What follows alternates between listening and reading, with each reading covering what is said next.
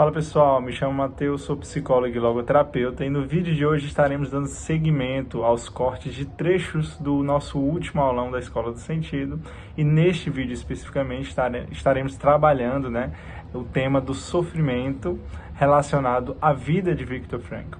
Com que reflexões podemos ter desse tema do sofrimento com as vivências de Viktor Frankl, ok? Mas antes de irmos para o nosso vídeo, não se esquece de deixar o seu joinha, ativar o sininho, e se inscrever no nosso canal, certo? Vamos para o vídeo de hoje. Vamos agora para a parte 2, que é do sofrimento na vida do Frankl, onde eu vou trazer rapidamente 3 pontos.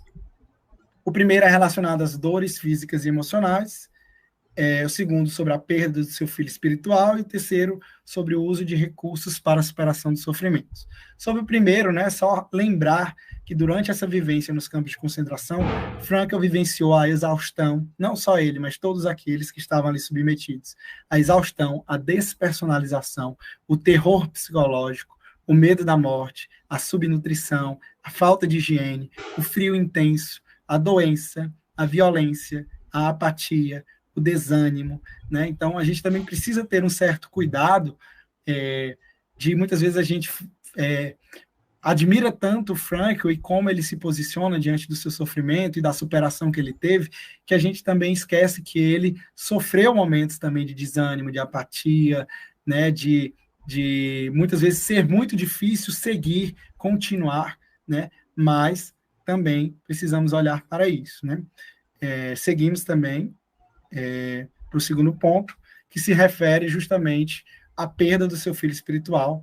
O que seria esse filho espiritual? Seria justamente, como eu disse, a logoterapia já estava sendo feita, ela já estava com seu manuscrito pronto, com as principais ideias da logoterapia para serem publicadas, quando Frankl foi levado aos campos de concentração e escondeu, resguardou esse manuscrito como algo muito valioso, como um verdadeiro filho espiritual para ele, e ele tentou ao máximo, conseguiu no primeiro campo, mas quando foi levado ao segundo, que foi Auschwitz, ele realmente não conseguiu resguardar e teve que se desfazer do seu filho espiritual, do seu manuscrito, da sua obra, da logoterapia.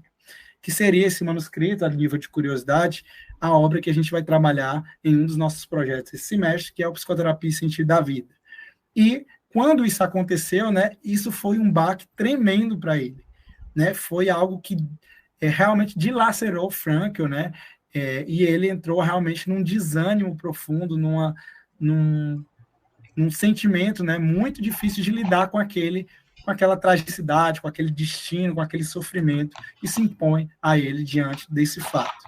Mas ele chega à seguinte reflexão: que vida seria essa, pensava, cujo sentido é apenas e unicamente publicar ou não um livro, Aí ele fala o seguinte: depois que Abraão se dispôs a sacrificar seu filho, seu único filho, é que apareceu o carneiro, e tinha de estar preparado para sacrificar o meu filho espiritual. Pelo visto, apenas depois é que eu seria considerado digno para publicar o meu livro, o livro Psicoterapia e Sentido da Vida. Então, Frankl, dentro dessa vivência, ele consegue chegar a essa nova perspectiva diante do seu sofrimento, e mesmo diante de uma doença da febre tifoide, que acabou tirando várias vidas dentro daquele contexto de campo, quando as pessoas adormeciam, o Frankl se utilizou dessa motivação de reescrever o seu manuscrito da forma que ele tinha disponível naquele momento, para ele se manter acordado e ter a motivação de continuar e sobreviver àquela situação que ele quase morreu por essa doença.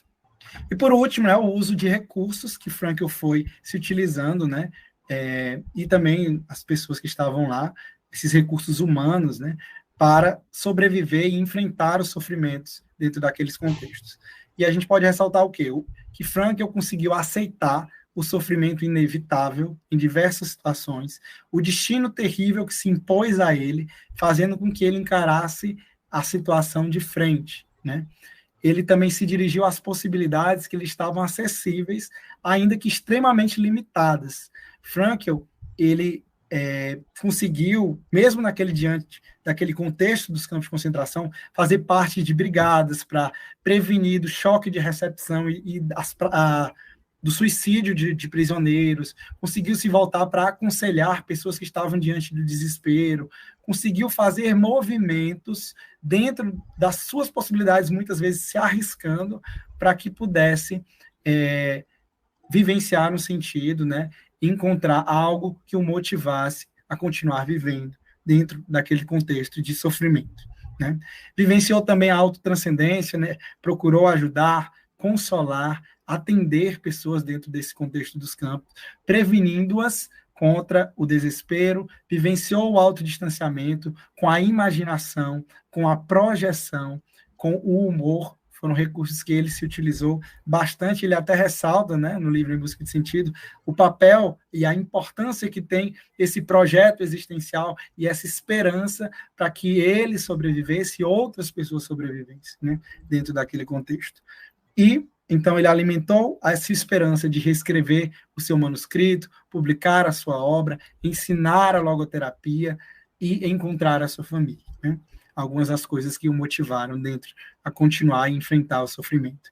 E fez um trato consigo mesmo, que sobre hipótese alguma, ele iria até o fio, ou seja, ele iria cometer suicídio, apesar de todos os sofrimentos que ele pudesse enfrentar, e de dizer sim à vida, apesar de tudo.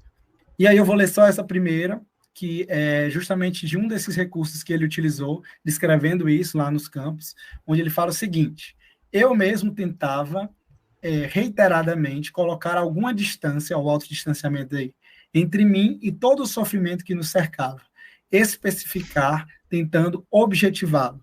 Assim, lembro-me de uma manhã em que eu marchava fora do campo, mal conseguindo aguentar mais a fome, o frio e a dor nos pés, inchados, congelados e cheios de pus e metidos em sapatos abertos. Minha situação me parecia para além de qualquer conforto ou esperança. Em seguida, imaginei que ocupava um púlpito num amplo e belo e aquecido e claro salão de conferências, diante de uma interessada plateia. Eu estava prestes a dar uma palestra chamada Experiências Psicoterapêuticas de Grupos em um Campo de Concentração. E lá eu falava de todas as coisas pelas quais, naquele momento, eu estava passando. Acreditem, naquele instante, eu não poderia jamais esperar que um dia me sentiria concedida a chance de dar essa palestra. Anos depois, aquilo que ele imaginou dentro do campo de concentração, já não encontrando mais esperança ou saída para lidar com aquele sofrimento real que ele estava enfrentando, ele conseguiu, de fato, realizar isso. Anos depois, estando no auditório, claro, com a plateia interessada, falando sobre o que ele passou e superou naquele dia. Bom, pessoal, muito obrigado por assistirem o vídeo até aqui, né? No próximo vídeo da próxima semana estaremos no nosso episódio 5, né? Dos trechos do aulão que estamos compartilhando aqui no YouTube. E deixe também, né, se você gostou do vídeo, o comentário aí, sofrimento, né? Para que a gente possa ter esse feedback de que vocês estão gostando desses trechos, né? Desses conteúdos que a gente vem postando aqui no canal, certo? Um forte abraço e até a próxima.